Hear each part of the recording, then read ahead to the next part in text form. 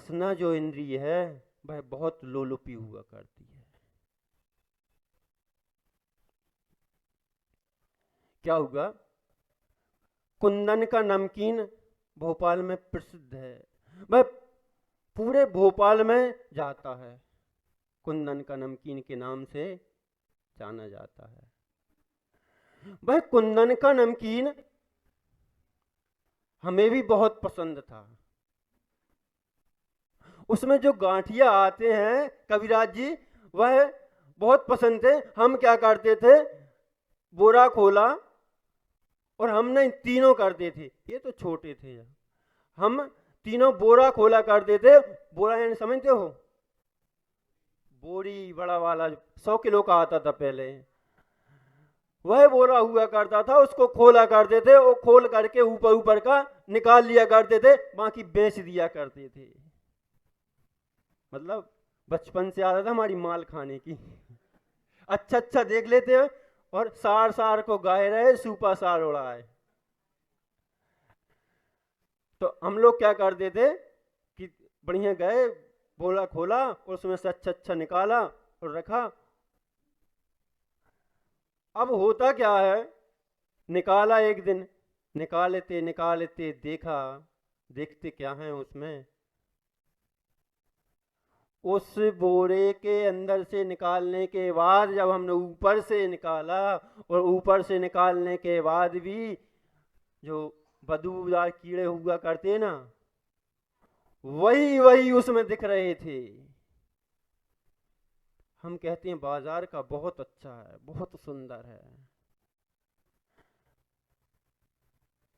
देखो जिह्वा की ऐसी लोलुपता है, घर में बहुत सामान बनता था, बहुत रखा रहता था, लेकिन अच्छे के चक्कर में हम क्या करते थे, स्वाद मोटा आएगा और वो कुछ नहीं रहता। बाद में मालूम चला वह तो तिवड़ा हुआ करता, तिवड़ा उसकी दाल पिसवा कर उसका बेसन बना करके फिर उसका बनाया करते थे, इसलिए वह मुलायम हुआ करता था, और सड़ा दिया करते थे, इसलिए वह मुलायम हुआ करता था।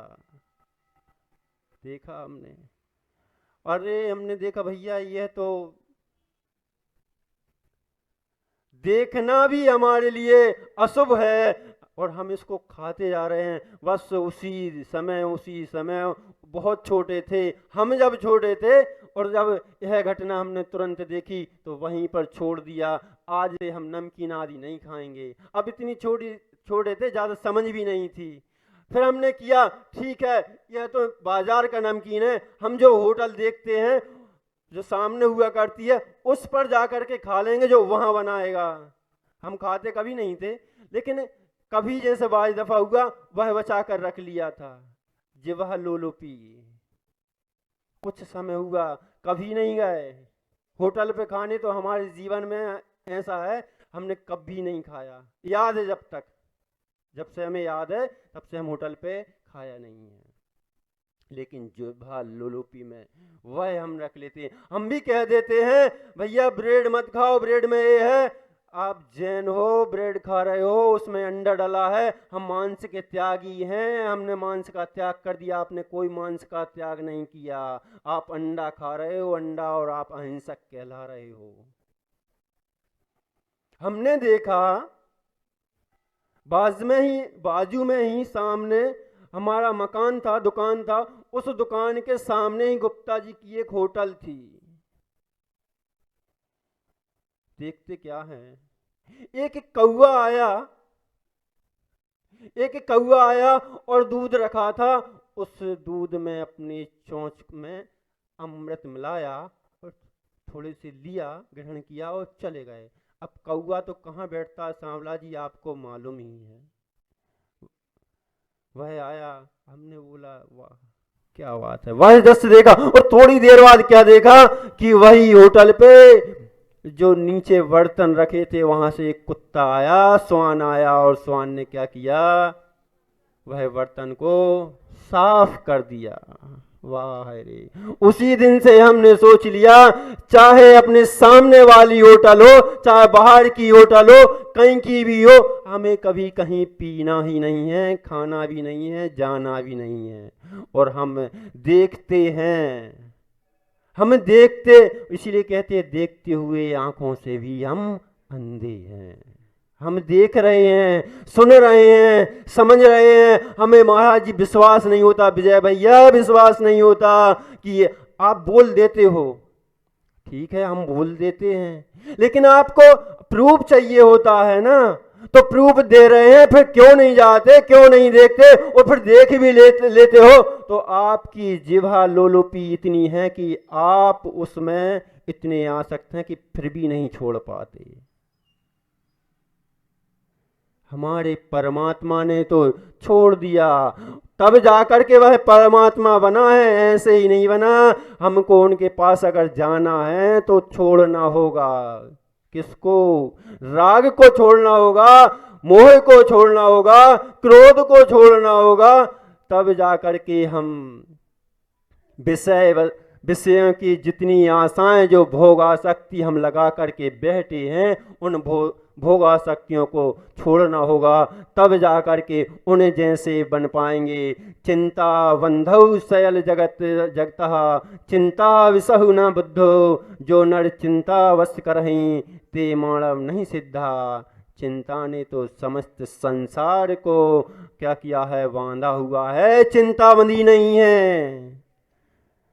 चिंता ने सबको बांध दिया है, लेकिन चिंता किसी से बंधी नहीं है। और जो चिंता को बांध लेता है वह तर जाता है, वह सिद्ध बन जाता है।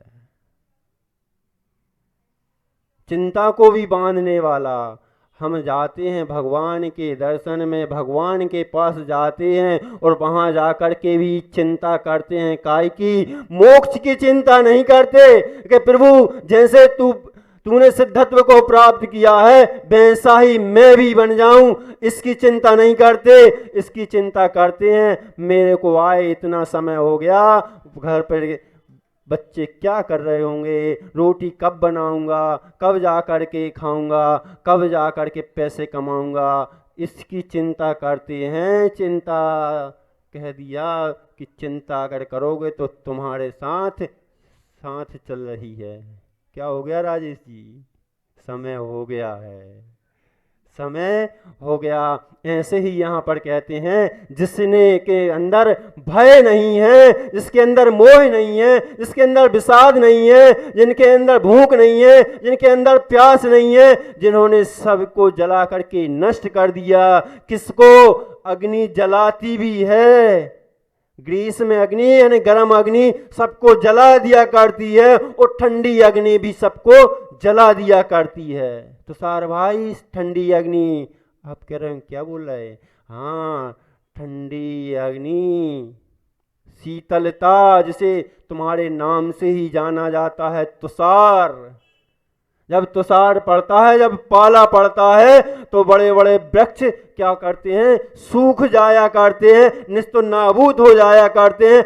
ऐसे ही आपने वासना आदि जो कसाएं हैं उनको शांत कर दिया है। क्रोध से नहीं किया आपने समता भाव से किया है, आपने समता भाव से किया है, आपने शांत भाव से किया है, आपने शीतल भाव से किया है, और आपने शीतल भाव से उन्हें को क्या किया? ठंडा कर करके और मोक्ष चले गए। ऐसे ही जैसे आप मोक्ष को चले गए, वृक्षावली जैसे अनल की लपट से रहती नहीं, त्यों शोक मन मंथ मान को रहने दिया जिसने नहीं। भय मोह नींद विषाद चिंता भी न जिसको व्याप्त, उसकी शरण में हूँ गिरा देव देववर जो है आप्त। हे प्रभु, हे आप्त उसी को बोला है।